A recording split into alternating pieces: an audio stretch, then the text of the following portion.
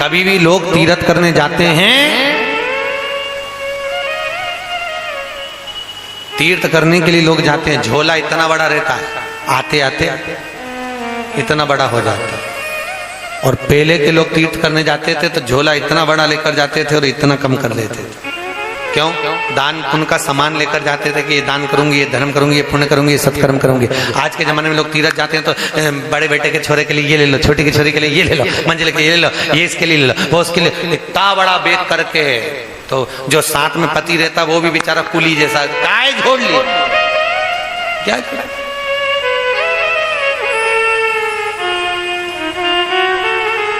क्यों? अब बिंदु को तुम मर गया, प्रेत योनि में पड़ गया। चंचुला देवी काशी में आई, रमण करते करते कहीं किसी पीपल के वृक्ष के नीचे विश्वनाथ की नगरी में कहीं शिव महापुराण की कथा चल रही थी। चंचुला देवी के कानों में शब्द गया, 2 क्षण के लिए वो बैठ गए। बस अभी आपको कथा में कहा, केवल विश्वनाथ की नगरी क्या, भगवान शंकर की कथा शिव महापुराण कहीं पर भी हो रही हो, 1 मिनट के लिए भी गए तर। चंचुला देवी गई, कथा में बैठी, कथा सुनी, निकल कर गई, गंगा स्नान कर कर जा रही थी, रज पर पांव फिसला, आगे जाती जाती कहीं गिर गई, पड़ गई, मर गई। प्रेत योनि में नहीं गई, सीधे माता पार्वती जी की सखी बन गई। सही। पर माता पार्वती की सहेली बनकर इसका मन नहीं लग रहा, इसका मन तो अभी भी मन वहां डूबा है कि पति तो प्रेत योनि में पड़ा है और मैं बैकुंठ में पहुंच गई। अच्छा नहीं लग रहा, पति प्रेत योनि में, मैं बैकुंठ में। चुप रहती थी, मौन होकर बैठी रहती थी, चुपचाप। अब ईमानदारी से बोलो, तुम किसी के यहाँ जाओ और ऐसा मुंह उतार के बैठी रहो तो जिसके यहाँ गई उसको ही अच्छा नहीं लगे, काहे को आ गई, इससे तो घरे चली जा। क्यों आई? अच्छा, तुम तुम्हारी बहन के यहाँ जाओ और बहन के यहाँ जाके उसके परिवार में तुम सास भी ससुर भी सब, और ऐसी बैठी बहन भी कह रही काय को आ गई, इससे तो तू चली जा, वापस टीवी के सामने बैठ जा। क्यों? गुरु के दरवाजे पर, सत्संग में, और जिसके घर पर भी जाओ उसके दरवाजे पर हमेशा प्रसन्न भाव में जाओ, कभी मुंह उतार कर मत बैठो। भगवान की कथा में भी बैठना तो चेहरा उतार कर नहीं, प्रसन्न भाव में। एक महाराज जी प्रवचन में कह रहे थे कि भगवान कृष्ण गए तो गोपियां रो दी, खूब रोई। श्रीमद् वल्लभाचार्य जी ने सुबोधनी में लिखा, जब भगवान गए तो गोपियां नहीं रोई। उद्धव जी मिलने गए, जब भगवान गए तब तो रोई, परंतु जब उद्धव गए तब उद्धव ने गोपियों से कहा, तुम कृष्ण को याद कर कर रोती हो? गोपियां कहती हैं, अगर हम रोएंगी तो हमको देखकर कृष्ण ज्यादा रोएगा, इसलिए हम रोती नहीं है, हम तो मुस्कुराती हैं, जिससे हमें देखकर भगवान भी मुस्कुरा। भगवान के दरवाजे पर जाकर, गुरु के दरवाजे पर जाकर, किसी की चौखट पर पहुंचकर कभी रोना नहीं, कभी आंख में आंसू ना है, कभी चेहरा उतराना हो। भगवान का दर्शन भी करो तो चेहरे पर प्रसन्नता होना चाहिए। भगवान को भी लगे इतना दुख है तो भी तो चेहरा देख कितना प्रसन्न है। भगवान भी के जा, ऐसी प्रसन्न बनी रहे, तेरा दुख कट जाए। और मालूम पड़े 24 घंटा भगवान के सामने भी रोती मिले तो भगवान भी के जा, ऐसी रोती है जा। दिन भर में एक बार मुंह से सरस्वती निकलती है, और रोज यही बात, हमारे यहाँ तो कुछ भी नहीं, मैं तो बड़ी दुखी, हमारे यहाँ कुछ भी नहीं, मैं तो बड़ी दुखी। भगवान भी कह देगा बस ऐसी दुखी बनी रह जा, और भले कितना भी दुख हो और मुंह से हमेशा कहती रहे, खूब बढ़िया चकाचक रह रही हूँ, खूब खा रही पी रही मौज कर रही हूँ, भगवान की खूब कृपा। तो भगवान भी कहेगा जा, ऐसी प्रसन्न बनी रही। काय को रोती थी? क्यों रो? प्रसन्न। पार्वती जी ने पूछा, चंचुला तेरा चेहरा क्यों उतरा है? चंचुला बोलती है, मेरा पति को बैकुंठ नहीं मिला, मेरे पति मोक्ष नहीं मिला, प्रेत योनि में भटक रहा। तो क्यों चिंता करती है? जा एक बार शिव महापुराण की कथा करवा ले। पार्वती जी के कहने से चंचुला देवी गई, किससे करवाऊं? देवऋषि नारद के पास जा। नारद जी के पास पहुंची, नारद जी मुझे शिव महापुराण की कथा करवाना। नारद जी बोले, कथा तो सुना देता पर करूं क्या, मुझे तो श्राप लगा है कि मैं एक जगह बैठ नहीं सकता। ऐसा श्राप किसी किसी को लगा रहता है जो एक जगह नहीं बैठ पाते, तो जिनको श्राप लगा वो समझ लेना नारद ही। श्राप लगा, मैं एक जगह बैठ नहीं सकता, तो मैं कथा नहीं सुना सकता, तो कौन सुनाएगा? नारद जी बोले मेरे एक मित्र है तुमरूका, क्या नाम है उनका? जम के बोलिए, तुमरूका।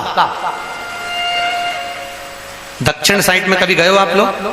तो दक्षिण में कभी भी जाना, शंकर जी के मंदिर में, किसी भी देवी देवता के मंदिर में जाओगे तो दो मूर्ति आपको दरवाजे पे मिलेगी।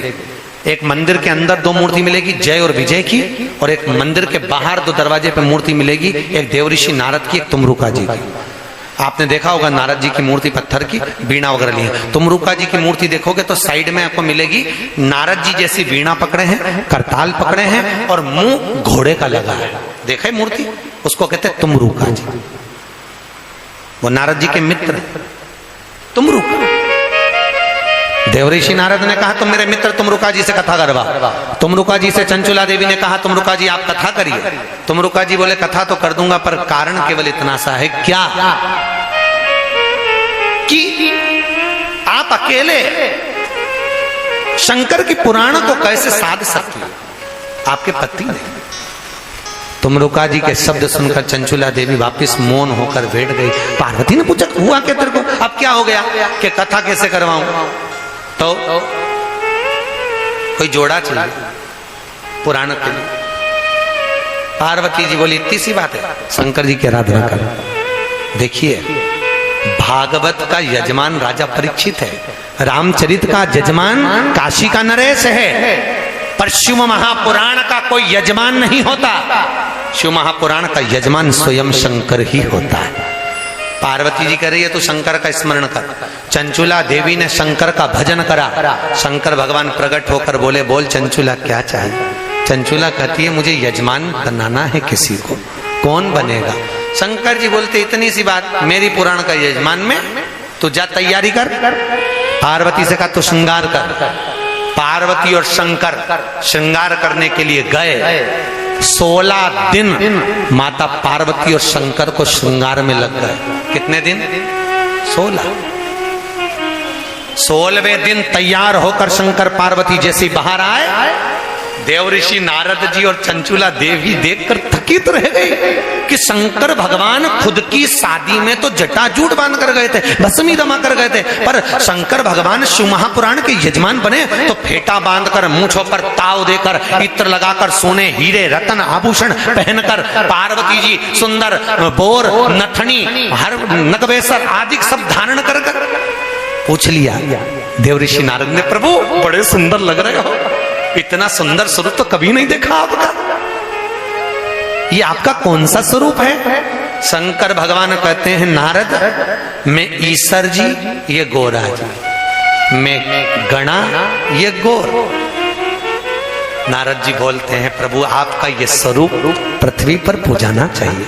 शंकर भगवान बोले नारद पार्वती और शंकर को शिव महापुराण की यजमान बनने में 16 दिन लगे थे, इसलिए ये ईश्वर जी गोरा जी, ये गणगौर पृथ्वी पर 16 दिन की पुजाई।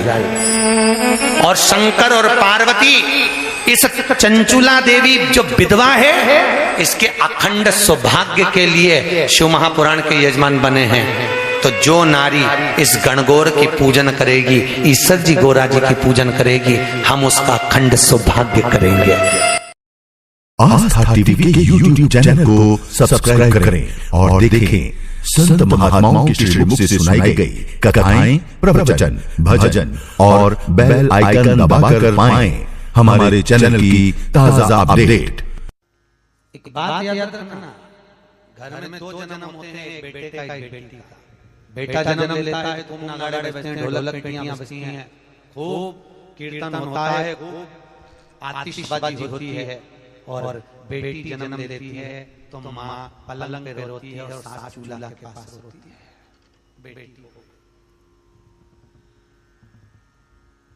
बेटी हो सास चूल्हा के पास, माँ पलंग पर और सास चूल्हे के पास। बेटी का जन्म हो गया, बेटी याद रखो बेटे का जन्म भाग्य से होता है। कैसे होता है? बोलो जम के, भाग्य से। पर बेटी का जन्म सौभाग्य से होता है। भाग्य को 100 गुना करिए। कितना गुना? 100 गुना करिए, तब जाकर बेटी का जन्म होता है। साधारण नहीं है। एक मित्र निकल कर जा रहा था, दूसरे मित्र से पूछा, चलो बहुत दिन बाद रह रहा है, क्या बात है, कहाँ रह रहा है? मैं पूना में रह रहा हूँ। और तू यहाँ अमरावती में? हाँ, मैं अमरावती में। बच्चे कितने हैं? मेरी 2 लड़की है, एक ये एक ये, दोनों हाथ खड़ा था। तेरे? मेरे तो 2 लड़के, भगवान की कृपा है, मेरी लड़की नहीं। पूना वाला मेरा भगवान की कृपा, मेरी अच्छा लड़की नहीं। तो उसने मुझे लड़की नहीं हुई, इससे मतलब क्या? अरे अच्छा वो लड़की नहीं हुई, लड़की हो जाती माँ बाप ध्यान रखना पड़े, कॉलेज जाए, स्कूल जाए, छोड़ने जाओ, यहाँ जाओ, लड़का हो गया कहीं पे जाए, क्या करना? अच्छा हुआ मेरे यहाँ लड़की नहीं हुई। लड़की का जो पिता था उसकी आंख में आंसू भर गए। मेरी 2 बेटियां हैं। बेटी ने बाप का मुंह देखा और बाप का मुंह देखकर बेटी ने सामने वाले अंकल का कुर्ता खींचा। पूना वाले अंकल कुर्ता खींच कर कहा, अंकल आप कह रहे हो कि अच्छा हुआ भगवान ने आपको बेटी नहीं दी?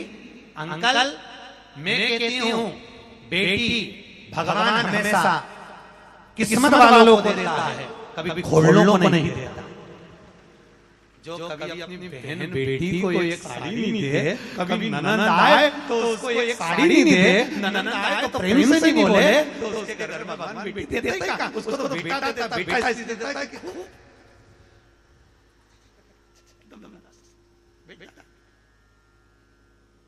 बेटी नहीं। जिसके घर में बेटी का जन्म होता है, सबकी किस्मत भाग्यशाली, बहुत किस्मत वाला। और दुखी मत होना कि मेरे घर में बेटी हो गई तो इसको विवाह के समय पर धन कहां से लाऊंगा, लक्ष्मी कहां से लाऊंगा? दुखी मत होना। 3 के भाग्य का धन हर व्यक्ति को मिलता है। पहला बेटी के भाग्य का, दूसरा गौ माता के भाग्य का, तीसरा संत ब्राह्मण के भाग्य का। किसी संत को, किसी ब्राह्मण को अगर 1 गिलास पानी भी पिलाया है, 1 अन्न का दाना भी दिया है, तो उसके भाग्य का धन तुमको मिलेगा। दूसरा, अगर तुम्हारे यहाँ बेटियां आई हैं, तुम्हारी यहाँ बहनें पधारी हुई हैं, बेटियां आई हैं, अगर आपने उनकी सेवा करी, कोई साड़ी है, तो उसके भाग्य का धन तुमको जरूर मिलेगा। और तीसरे नंबर का गौ माता के भाग्य का, यदि गाय के निमित्त से एक रोटी भी निकाली है, गौ माता के लिए अगर चारा भी निकाला है, गौ माता के लिए 1 रुपए का भी अगर दान दिया है, तो उसके भाग्य का धन तुमको जरूर मिलेगा, ये पक्का है। गौ माता की सेवा करी है, गाय को रोटी दी, उसका भाग्य का